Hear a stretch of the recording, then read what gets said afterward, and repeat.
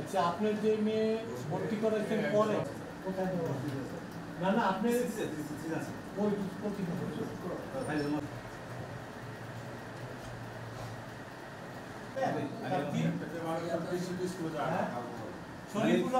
গরিপুর সুবল আফতাব উচ্চ বিদ্যালয়ের তফসিল অনুযায়ী আজকে বাছাইয়ের ডেট নির্ধারিত ছিল।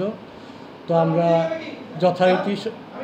যথারীতি দুপুর 2টায় আমরা বাছাই কার্যক্রম শুরু করি এবং অভিভাবক পদে 7টি মনোনয়নপত্র পাওয়া যায়। তো আমরা বিধিসম্মতভাবে বাছাই করে 5টি মনোনয়নপত্র বৈধ ঘোষণা করা এবং 2টি মনোনয়নপত্র প্রয়োজনীয় কাগজপত্র না থাকায় বাতিল হিসাবে ঘোষণা করা হয়েছে।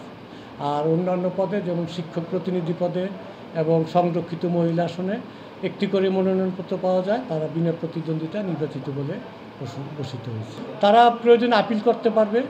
আপিলের জন্য 3 দিন সময় আছে। যদি আপিল করে এবং আপিলে যদি তাদের কাগজপত্র বৈধ বা প্রতীয়মান হয় তাহলে সেই ক্ষেত্রে তাদের মনোনয়নপত্র বৈধ হিসাবে গৃহীত হতে পারে।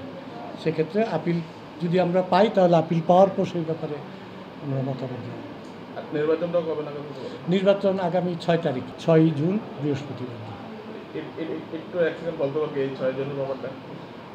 না, 6 জুন নির্বাচন হবে যদি সকাল 10টা থেকে 4টা পর্যন্ত বিরতিহীনভাবে ভোট হওয়ার নিয়ম আছে। ভোটারদের উদ্দেশ্যে আমার বলার হলো যে সব ভোটাররা নির্বাচনে অংশ নেয় এবং শান্তিপূর্ণভাবে তাদের মতামত তথা ভোটাধিকার প্রয়োগ করুক, এটাই আমার ভোটারদের প্রতি আহ্বান থাকবে। সূচনা community.tv বিনোদনের পাশাপাশি খবর।